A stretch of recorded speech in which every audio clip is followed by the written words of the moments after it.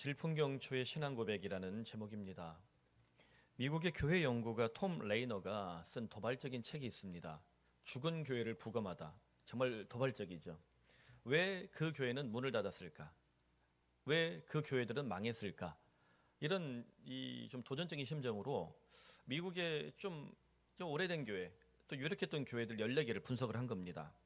한 10여 가지 이 망조의 특징들이 있었는데 그걸 핵심만 좀 정리해보면 한 8가지 우리 한국 교회 적용할 수 있더라고요. 첫 번째는 과거 영광에 빠져서 변화하지 않았다. 그러니까 우리 교회는 전통이 있고 역사가 있고 뭘 못 바꾸는 거예요. 강대상도 1mm도 못 바꾸는 교회들이 있어요. 지역사회를 외면했다. 지상명령을 망각했다. 땅끝까지 이르러 내 증인되라고 선교적 교회가 되라고 말씀하셨는데 전혀 망각한 거죠. 나 자신을 위한 교인들, 이기적인 교인들로 가득 찼다. 목사를 자주 바꿨다. 교회가 문제가 있으면 제일 쉬운 해결책이 목사 바꾸는 거예요. 그렇게 목사를 자주 바꾼 교회도 망했더라는 거죠. 함께 기도하지 않았다. 교회 목적과 사명을 잃어버렸다. 돈을 탐욕하고 교회 시설과 건물에 일부에도 2번 써놨더니 2부도 2번입니다. 건물에 욕심 많은 거예요. 지금 이 쓰신 분이. 어떤 목사인지 모르겠지만 건물에 집착했다. 그래서 다 망했더라는 거예요. 여러분 이 8가지로 제가 요약했지만 보시니까 어떻습니까? 우리 한국 교회도 망조가 된 교회들 이 8가지 중에 다 걸려있지 않습니까? 도대체 이 망조의 원인, 이런 문제의 원인이 왜 발생했을까? 여러 가지 이렇게 이슈들을 발견할 수 있지만 제가 이 설교를 준비하면서 도마의 신앙 고백을 묵상하면서 그 마음이 드는 거예요. 교회의 가장 중요한 보석 같은 고백이 사라졌다. 바로 신앙 고백입니다. 교회가 신앙 고백을 망실한 순간 교회는 세상에서 말하는 집단보다 훨씬 못한 수준으로 이렇게 하향 평준화되더라는 거예요. 여러분 그리스도의 몸된 교회라는 것이 우리가 말했을 때 복음이나 삶이나 어떤 교회의 수준이 갈수록 상향 평준화돼야 되겠습니까? 아니면 하향 평준화돼야 되겠어요? 이단들은 하향 평준화돼도 전혀 이상하잖아요. 우리 목사님 만세, 목사님 최고, 목사님 멋있어요. 우리 교회는 전혀 하지 않는 거니까 제가 마음껏 하는 거예요. 그렇게 막 별짓을 해도 그게 하향 평준화되는 지름길이거든요. 교회가 너무 심한가? 그냥 그렇게 세속화되고 인본화되는 교회들이 다 하향 평준화한 거예요. 근데 복음에 대해서 연구하고 성도의 삶에 대해서 고민하고 그리스도인의 직장생활 어떻게 할 것인가, 그리스도인의 가정생활 어떻게 할 것인가. 여러분 회사 다니면서 얼마나 많은 술자리부터 얼마나 많은 접대자리부터 얼마나 많은 이 복잡한 문제들이 있어요. 술의 각도는 몇 도로 해야 이 영적일까? 이런 고민들 다 하시면서 마셔야 되잖아요. 그러니까 이런 많은 고민들이 있는데 이 성도의 삶에 대해서 고민을 하지 않으니까, 그 신앙에 대한 고민을 하지 않으니까 이 고백적 신앙도 사라지더라는 거죠. 초대교회가 현실적으로 사실 멸망하기 쉬운 공동체였습니다. 인간적으로 보면 망해야 딱 좋은 공동체였어요. 망할 수밖에 없는 공동체였어요. 왜냐하면 이 교회가 문제가 아니라 세상이 너무나 위험했거든요. 로마 제국이 정치적으로, 사회적으로, 조직적으로 바뀌었기 때문입니다. 로마 제국이 질풍 같은 위력으로 교회를 흔들었어요. 이 질풍 같은 혹독한 박해, 혹독한 환란이 너무 심해서 사람들이 도무지 버틸 수가 없는 거예요. 여러분 그렇게 지독하게 박해받고 지독하게 이 고문을 당한 다음에 예수 못 믿겠다라고 신앙을 변절한 사람들 우리가 어떻게 욕할 수 있겠어요? 본인 스스로가 그 평생 얼마나 가슴 아픈 이 고통을 품고 살겠어요? 그 정도로 심각했다는 거죠. 실제로 역사적으로 보니까 로마의 박해가 3단계로 전개되더라. 1차 박해는 AD 64년부터 96년까지 이 로마의 아주 유명한 황제들, 이 현자들이라 불리던 이 황제들이 되게 똑똑했거든요. 마르쿠스 아우렐리우스 같은 명상록을 쓴 황제들, 이렇게 똑똑하고 이렇게 수준 높은 사람들도 기독교를, 그리스도교를 무신론이라고 하면서 이 박해를 했어요. AD 64년 그러면 그 유명한 네로 황제 로마에 불사지르고서 이 교회에다 다 뒤집어 씌운 거 아니에요. 2차 박해는 98년부터 249년. 이때는 그래도 이렇게 지역적인 박해였어요. 그 지역의 총독이 누구냐, 그 지역의 분봉왕이 누구냐에 따라서 좀 달라졌어요. 그런데 3차 박해가 대박입니다. 250년부터 313년까지 전 로마 제국에 혹독한 박해가 자행된 거예요. 그래서 AD 313년 소위 우리 알고 있는 밀라노의 칙령을 통해서 교회가 이 자유를 누리고 비로소 박해에서 이 해방을 누린 거죠. 여러분 313년 계산해 보면 어때요? AD 64년부터 313년, 사실 그 전부터 박해는 있었죠. 약 300년 동안 박해가 장행된 거예요. 보통 제국이 흥망성쇠를 겪는 이 제국의 연도를 200에서 300년으로 봅니다. 우리나라가 500년, 1000년 버틴 게 이게 나라가 구석되게 있으니까 이게 쉽지 않은 거예요. 침공하기가. 침공한 다음에 통치하기도 어렵죠. 또 근성도 있으니까 오래 통치를 못해서 야 그냥 우리 조공 바치고 우리 서로 형제 군신관계 맺자 이렇게 해서 싸움을 잘 안 벌여서 500년, 1000년 버틴 거예요. 이게. 고구려 빼고는.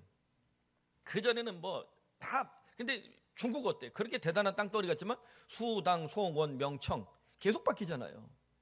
그게 200년, 150년이에요. 길어야 300년. 한 역사에서 제국의 흥망성쇠가 왔다 갔다 하는 아주 오래된 기간이 300년입니다. 근데 이 300년의 박해가 자행되는데 어떻게 버틸 수 있겠어요? 여러분 300년 동안 지독한 박해를 한다. 지금도 300년. 이 중에 교회 계속 있을 분 몇 분 있을 것 같아요? 우리를 무시하세요? 이러면 할 말 없는데 이게 쉽지 않은 겁니다. 이게. 특히나 이 로마 시대는 황제 숭배가 핵심이었습니다. 도미티아누스 황제가 있어요. 요한계시록에 보면 이 적그리스도로 등장하는 황제들 있잖아요. 용의 뿔같이 나오는 황제들. 어마어마한 권력을 가지고 상거래를 할 때도 황제의 도장을 받아야 되고 이마에 인을 받아야 되고 666 표시를 받고 666이라는 이걸 음역을 해보면 이게 히브리어 음역을 해보면 이게 네로 황제 이름이거든요. 그러니까 아주 이 독재적 권력, 신적 파괴력을 가진 황제들, 그 황제들의 박해 고난 앞에서 이 땅의 교회는 어떻게 버틸 수 있는가? 이게 요한계시록이에요. 굉장히 정치적 도전들을 하고 있죠. 그래서 이 도미티아누스 황제가 요한계시록에 그 적그리스도 혹은 이 황제, 이 사탄적 황제의 모델이에요. 그 시절에 기록됐거든요. 얼마나 혹독한 박해를 했는지 알겠죠. 이 사람이 자기를 이렇게 표현합니다. 도미누스 에트 데우스. 나는 주님이고 나는 신이다. 이 뜻이에요. 여러분 우리가 예수님을 뭐라 불러요? 나의 주 고백하죠. 주님이라고. 그 주님하고 이 도미누스가 같은 뜻이에요. 로마 백성들에게 황제에게만 불러야 될 칭호가 도미누스예요. 헬러로 큐리오스. 나의 주님이라는 것은 황제에게 바쳐야 되는 고백인데 초대교회 성도들은 황제에게 바치는 이 고백을 누구한테 하고 있어요? 예수님께 하고 있는 거예요. 그러면 여러분이 황제예요. 마음에 들어요, 안 들어요? 안 들죠. 황제한테 바칠 걸 왜 예수한테 바치냐 이거죠. 그래서 니네는 내 황제 백성이 아니구나. 그냥 계속해서 박해를 하는 거예요. 이 얼마나 이 거만한 표현입니까? 마치 살아있는 신처럼 자기를 자랑하고 있는 거잖아요. 도미누스 에트 데우스. 나는 주님이요, 나는 신이다. 그런데 이 혹독한 박해 앞에서 초대교회가 어떻게 해서 망하지 않았을까? 질풍 같은 로마 황제, 로마 제국의 박해 앞에서 초대교회가 지켜낸 게 있습니다. 바로 신앙 고백이에요. 사실 인생이 평안하고 살기가 이게 안락하고 모든 것이 다 잘 될 때 여러분 그때 신앙이 좋던가요? 아니면 인생의 위기가 닥치고 뭐 육체 질병도 오고 혹은 부부관계 위기도 오고 직장에서 내가 좀 흔들리기도 하고 그렇게 좀 어려울 때 여러분 신앙이 좀 이렇게 뜨거워지던가요? 후자죠. 후자 되기 전에 전자에 잘하세요. 그럼 되는데 꼭 후자 돼야 막 주여 막 그런단 말이에요. 또 이제 이 한 몇 주 동안 은혜 받고 나면 한 달은 또 쉴 분들이 계셔. 사실 목사인 저도 제 목회가 맨날 잘 풀려요. 그냥 이렇게 이러면 막 쓰러져.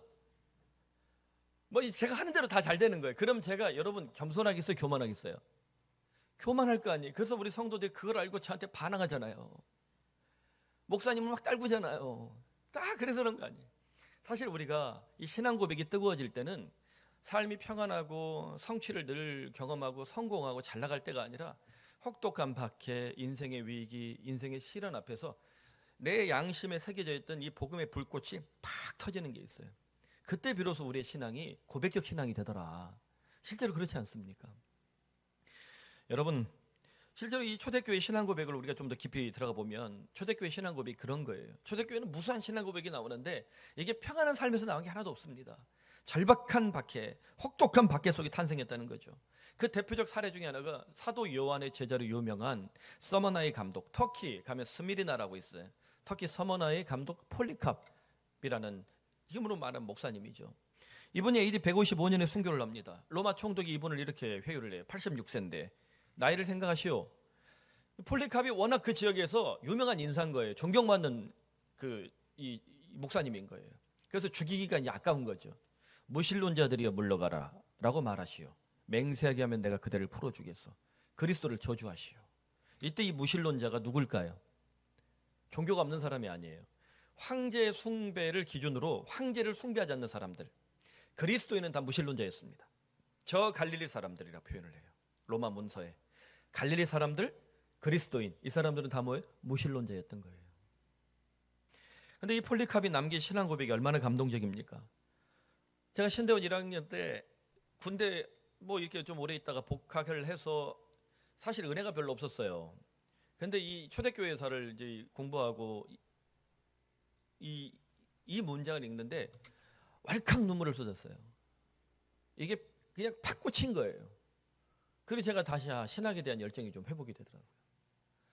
나는 86년 동안 그리스도를 섬겨왔지만 그분은 내게 단 한 번도 나를 나쁘게 대하지 않으셨습니다.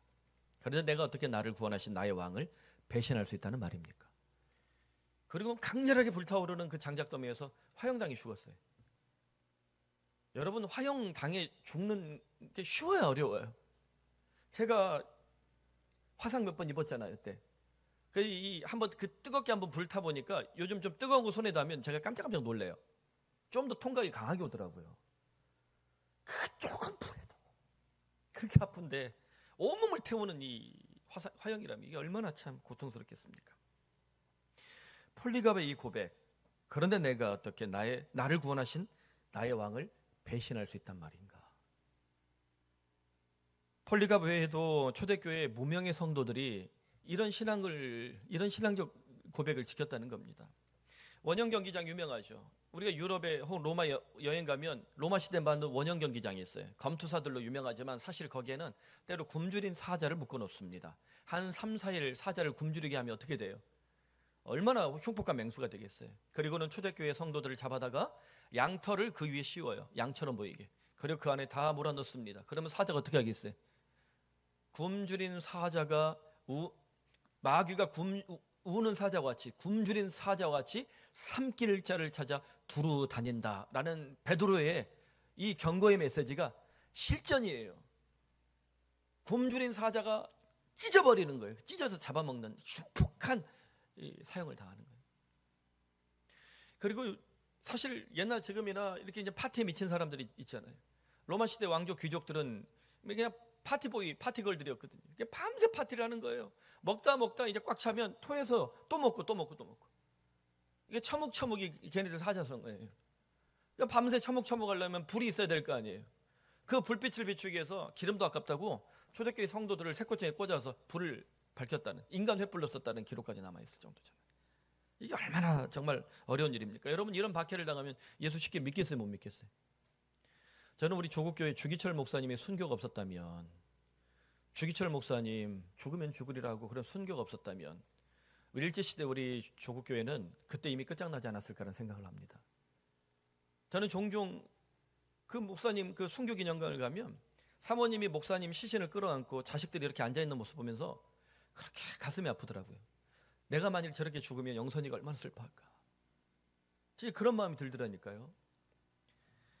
이게 참 쉽지 않은 거예요. 그래서 초대교회 성도들이 이 신앙을 지키기 위해서 기독교인들끼리 서로 알아보기 위해서 암구호를 만듭니다. 군대 다녀온 분들은 알겠지만 암구호가 이렇게 나와요. 대한, 그러면 민국 이렇게 만든 거예요. 제가 대한 해볼게요. 대한. 예, 우린 대한민국 사람이잖아요. 민국 안 하고 방국 이러면 총 맞아 죽는 거예요. 그러니까 이런 암구호를 자기들끼리 만든 거예요. 그게 바로 익수투스라는 유명한 우리 신앙 고백이죠. 물고기 마크에다가 저 헬라어 그 이니셜이에요. 앞자리만 딴 거. 예수 그리스도 데오 휴오스 소테르예요. 예수 그리스도 하나님의 아들 구원자 이 뜻이에요. 그 짧은 문맥 아래 저 5글자 안에 예수는 그리스도고 하나님 아들이고 우리 구원자다라는 신앙 고백이 들어있는 거예요. 지금도 이집트에 가면 이집시안 그 콥틱 교회가 있거든요. 콥틱 교회는 십자가가 동서남북에서 볼 수 있게끔 이렇게 겹쳐 있습니다. 콥틱 교회가 초대교회는 이단으로 정제가 됐어요. 아리우스 논쟁 때문에, 삼위일체론, 또 뭐 이 성자 인격론 때문에 아주 막 다툼이 많았어요. 그런데 오랜 교회입니다. 우리 오랜 교회들이 몇 개 있어요. 저 조지아나 아르메니아에도 아주 오랜 교회가 있더라고요. 초대교회가. 그런 교회에 어떻게 해서 그렇게 신앙을 지켰을까? 그들에게 신앙 고백이 있었던 거예요. 지금도 현대 콥틱 교인들이 물고기 마크를 여기다 새기거나 기독교인들끼리 서로 알아보는 사인이 있다는 거예요. 무슬림 사회에 살아가려면. 그러니까 기독교인이라는 이유 때문에 직업 선택의 자유가 제한되고, 사실 이 차별금지법 우리가 얘기하지만 종교적 차별을 그냥 막 엄청나게 받고 있는 거예요. 그런 심각한 환경에 놓여 있음에도 불구하고 여전히 정말 사회적 마이너리티인데 아주 무수한 약자인데도 불구하고 거기에 버티고 있는, 그 신앙을 지켜내고 있는 거예요. 여러분, 익스투스 물고기 그림에 이 신앙을 고백한 이 성도들 보면 어떻습니까? 초대교회 이 신앙 고백이 이제 제도화됩니다. 그래서 200년대에 가면 이 공동체 고백으로 확장이 되는데, 로마 신경이라는 것이 우리에게 이렇게 아주 기록된 형태로 등장을 하게 됩니다. AD 200년경에 만들어진 로마 교회의 신앙 고백, 공동체 신앙 고백, 로마 신경이 이제 AD 8세기 샤를마뉴 대제라고 역사에 유명한 황제죠. 이 샤를마뉴 대제에 의해서 우리 사도신경이라는 형태로 우리에게 정립이 되죠.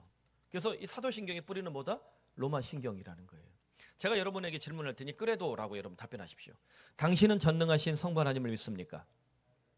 당신은 성령을 잉태하사 동정녀 마리아에게 나시고 본디오 빌라도에게 권한을 받으사 죽은 자 가운데서 3일 만에 부활하셔서 하늘에 오르사 아버지 우편에 앉아 계시며 산자와 죽은 자를 심판하러 오실 하나님의 아들 예수 그리스도를 믿습니까?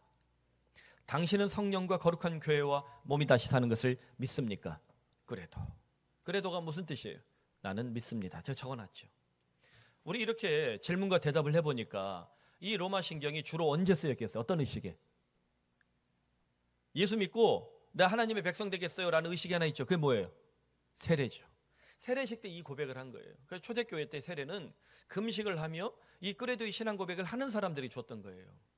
그냥 아무나 막, 요즘 교회처럼 아무나 막 주지 않는 거예요.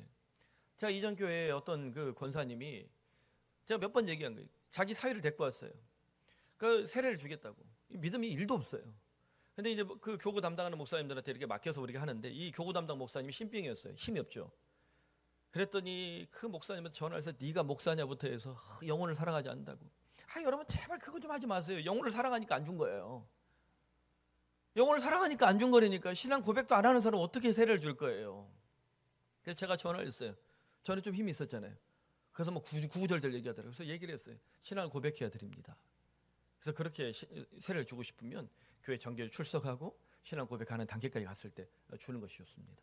근데 사실 그 전에 이 대형 교회가 그냥 세례식도 그냥 집단적인 거예요. 그냥 그 개인의 신앙 고백을 확인하지도 않고 막 주고 막 그런 일들이 비일비재하니까 그냥 무참하게 무너진 거예요.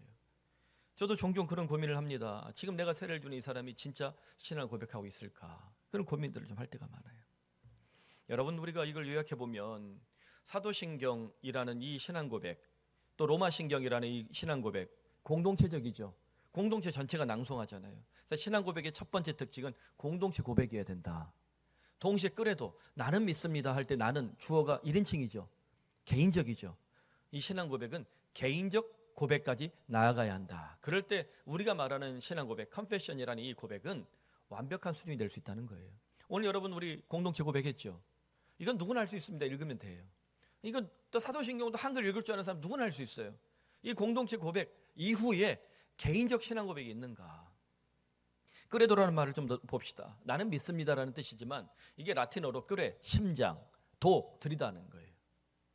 심장을 드린다는 뜻입니다.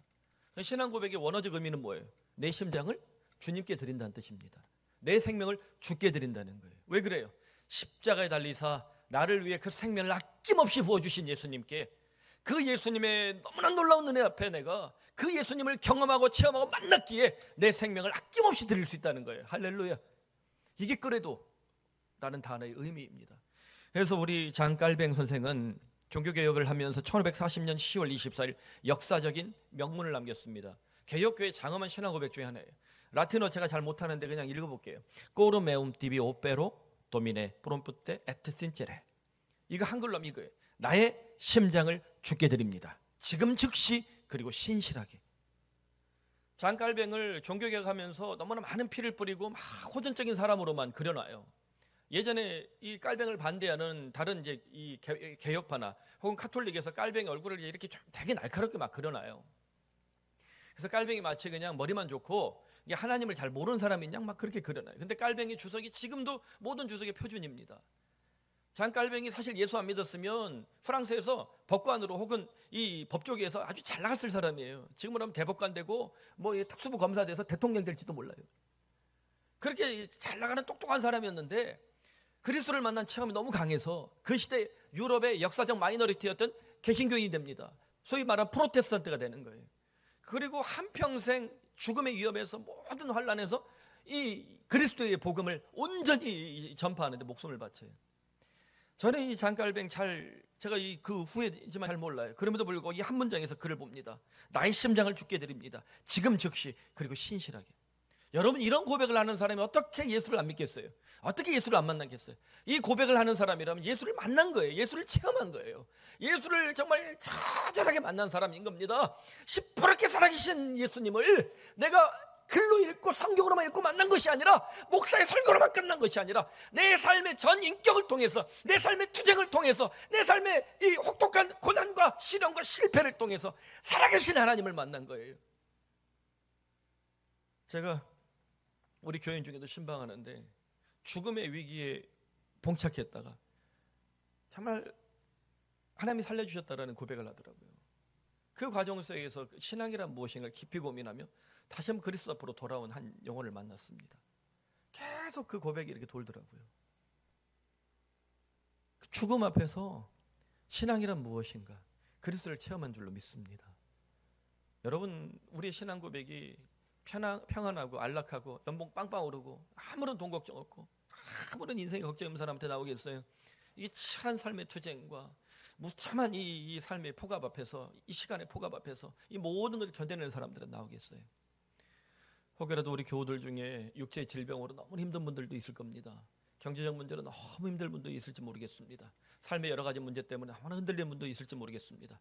그럼에도 불구하고 여러분, 나의 심장을 주께 드립니다. 그래도 이 고백을 반복하며 살아계신 예수님 만나기 바랍니다. 나를 찾아오신 그분을 만나시길 바랍니다. 그래야 나의 개인적 신앙 고백을 주께 헌상하길 바랍니다. 그 신앙이 살아있는 일을, 내 심장을 주께 든다는 이 영혼을, 이 하나님 백성을 주님께서 끝까지 돌보시되 죽을 때까지 지키시고 그의 영혼을 지켜주시길 간절히 소원합니다. 여러분, 오늘 우리가 배워야 될 신앙 고백, 이 도마의 신앙 고백에 다 담겨 있어요. 이 도마를 좀 우리가 깊이 들어가 보면, 도마는 예수님의 12제자 중에 한 명이었죠. 예수님의 제자라면 도마는 믿는 자입니다. 그런데 부활 소식을 듣고 그가 어떤 말을 합니까? 25절에 다른 제자들이 도마에게 말했습니다.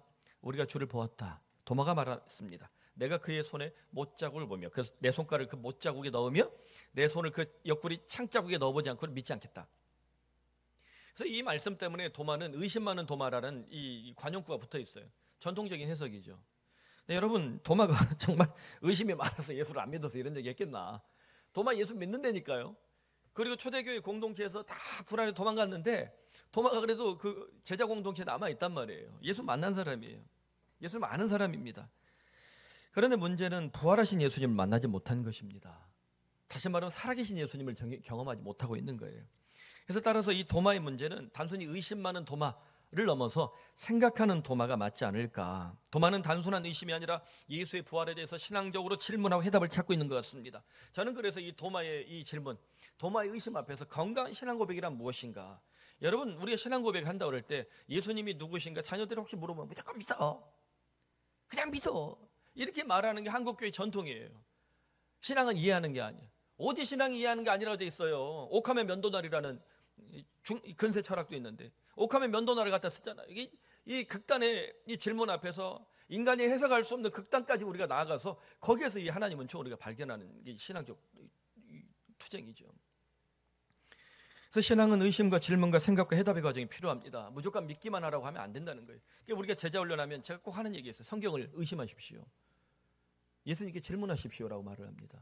의심하지 않고 질문하지 않으니까 병신도 되는 거예요. 여러분, 성경에 대해서 의심하고, 성경 아무리 의심해도 성경 하나님 말씀 안 되는 게 안 돼요.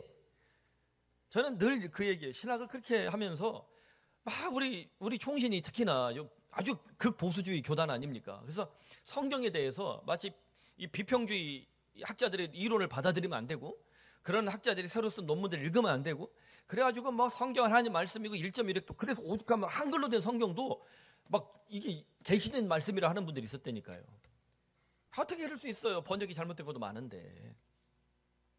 성경에 대해서 우리가 질문을 던지고 의심해도 성경은 스스로 자기를 보호하지 내가 지켜서 성경되는 거 아니에요.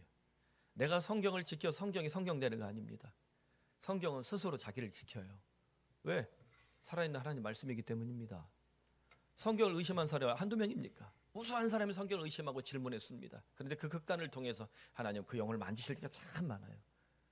내가 아무리 의심해도 성경이 은혜가 돼서 내게 충돌하면 이게 살아있는 말씀으로 나를 돌격할 때가 있잖아요. 그 은혜를 우리가 누릴 수 있기를 바랍니다. 여러분, 무조건 믿기만 하라고 강요했던 한국교회 현실 때 어떻습니까? 교회가 참이 타락해도 저항하지 못하잖아요. 목사교라고 불리는 기독교가 되지 않았습니까?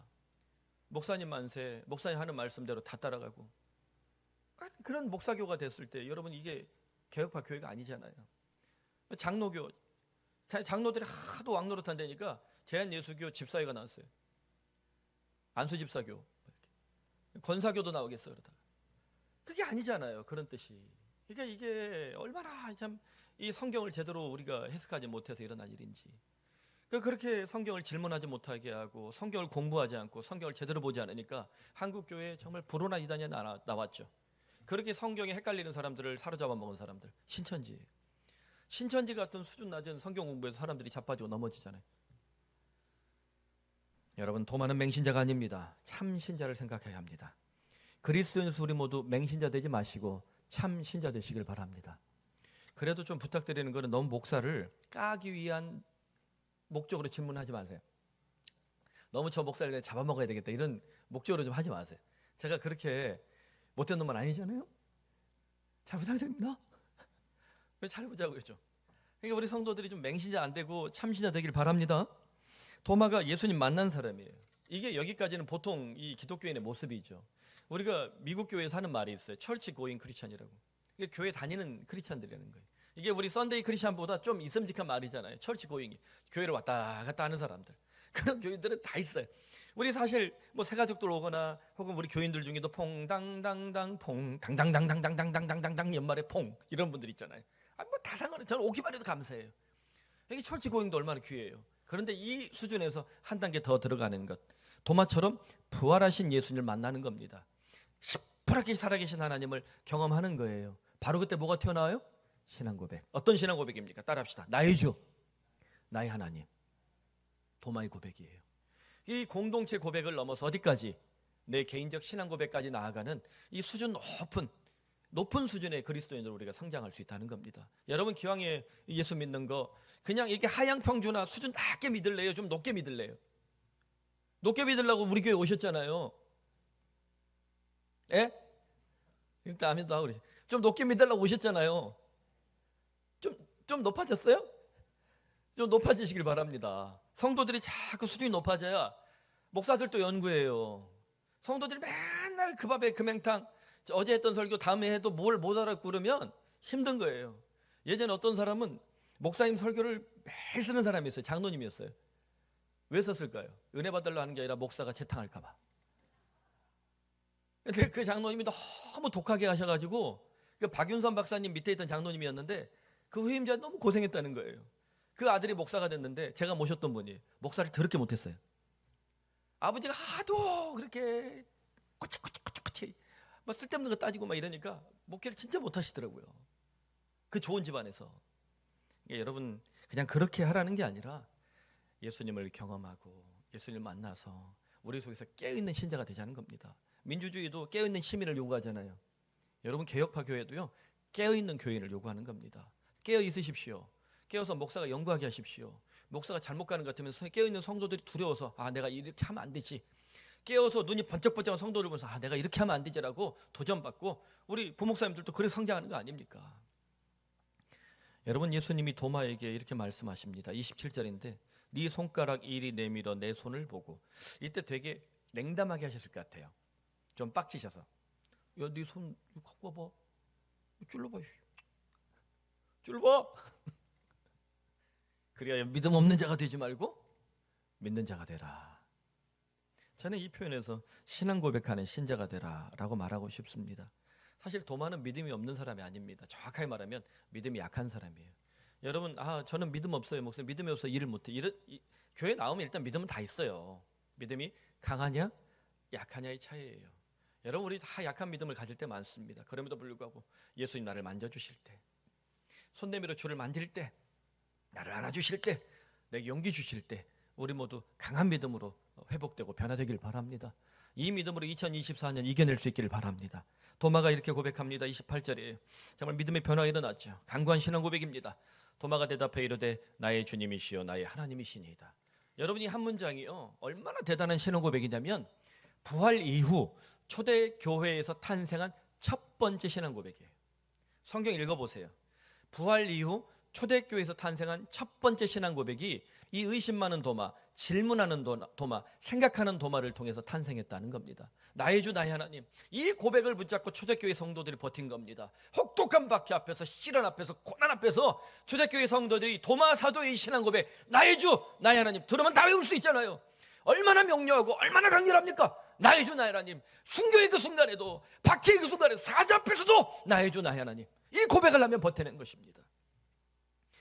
실제로 부활 이전 초대교회의 대표적 신앙 고백은 베드로의 고백이었습니다. 우리 다 아는 고백이잖아요. 마태복음 16장 16절이에요. 주는 그리스도시요 살아계신 하나님의 아들이시니이다. 이 놀라운 가이사랴 빌립보 신앙 고백, 유명한 이 신앙 고백은 공동체적 신앙 고백이 강합니다. 왜냐하면 예수님께서 이 말씀 이후 18절에 너는 베드로라 내가 이 반석 위에 내 교회를 세우리니 음부의 권세가 이기지 못하리라. 아멘. 베드로의 신앙 고백을 외치면 뭘 세우시겠다는 거예요? 너 사업 세워줄게, 너 잘되게 해줄게, 네 집 잘되게 해줄게, 이게 없잖아요. 내 교회를 세우겠다 말씀하십니다. 음부의 권세가 이길 수 없는 교회를 세우시겠다는 거예요. 바른 신앙 고백이 살아있을 때, 공동체 신앙 고백이 살아있을 때 그 교회는 음부의 권세가 사탄의 유혹이 함부로 올 수 없는 예수 공동체가 될 수 있다. 믿습니까? 그래서 오늘날 모든 개혁파 교회는 반드시 있어야 될 신앙 고백, 반드시 지켜야 될 신앙 고백이 사도신경입니다. 우리도 사도신경이 좀 길고 때로 이제 예배 순서를 회방하지 않나 고민 때문에 한동안 좀 안 할 때가 있었어요. 그런데 성도들이 또 사도신경을 자꾸 까먹는다고 했으면 좋겠다고 또 건의도 하시더라고요. 까먹는다고. 사도신경을 다시 살렸더니 훨씬 좋은 것 같아요. 좀 목사 설교 3분 줄이는 게 낫지 사도신경을 낭송하기 훨씬 좋은 거예요. 혹시 낭송하지 못하는 사람들은 사실 이 신앙 고백은 공동체가 눈을 들어서 하나님께 드린 거라서 눈 뜨고 해도 돼요. 그렇다면 외우겠죠. 그래서 우리의 정말 이게 부족하고 비루하지만 우리의 신앙을 우리 이 신앙을 고백적으로 하나님께 외칠 때 그걸 기쁘게 받아주신 하나님 우리 기대하는 겁니다. 여러분 이 공동체 신앙 고백이 어떤 고백이 있어야 됩니까? 도마처럼 개인적 신앙 고백이 있어야 된다. 2024년 내 삶에 주실 하나님의 이 역사, 하나님을 체험하는 삶, 그래서 그 개인적 신앙 고백 우리 모든 성도들에게 불꽃같이 일어나길 바랍니다. 말씀 맺습니다. 마지막으로 이 공동체 신앙 고백 그리고 개인적 신앙 고백, 그래서 이 신앙 고백이 살아있는 성도는 어떤 삶의 변화가 있을까? 여러 가지 이슈를 얘기할 수 있지만 저는 초대교회로 돌아가서 변증가 유스티누스의 글을 나누고 싶습니다. 유스티누스는 로마의 현재라고 불리던 마르쿠스 아우렐리우스 시절에 참수형을 당했습니다. 순교자가 된 거죠. 그래서 이분의 별명이 순교자 저스티누스, 순교자 저스틴 혹은 순교자 유스티누스라고 불립니다. 그분이 초대교회 성도들이 어떻게 달랐나, 신앙 고백을 하고 그 로마의 혹독한 박해 앞에서 끝까지 믿음을 지켜내는 그 성도들이 무엇이 달랐나를 우리에게 이렇게 보여줘요. 그리스도인들이 다른 사람과 구별되는 것은 그들의 출신 언어 또는 옷 입는 습관 때문이 아니다. 그리스도인들은 세상의 법을 따릅니다. 높은 삶의 방식을 따른다. 세상의 법보다 더 높은 삶의 방식이 있다는 거예요. 그리스도인들은 모두를 사랑하지만 모두로부터 박해를 받는다. 그리스도인들은 이름도 없으며 저주를 받는다. 그리스도인들은 죽음으로 내몰리지만 생명을 얻는다. 그리스도인들은 이 세상에 있지만 이 세상의 것이 아니다. 할렐루야. 우리는 이 세상에 삽니다. 법을 지키십시오. 여러분의 직업을 소중히 여기십시오.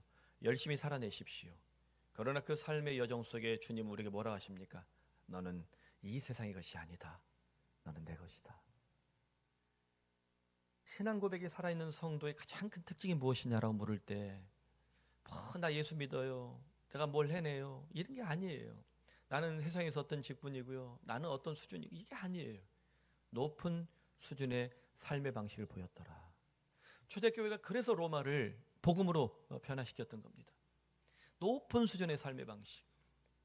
사랑하는 여러분, 우리 푸른 사랑의 교회에 이 높은 수준의 삶의 방식이 일어나기를 바랍니다. 예수 믿기 때문에 또 그리스도를 아는 사람들에게 어느 교회 다니세요? 네, 푸른 사랑의 교회. 이게 아니라 푸른 사랑의 교회. 네, 그래도 이게 인정해 줄 수 있는 수준.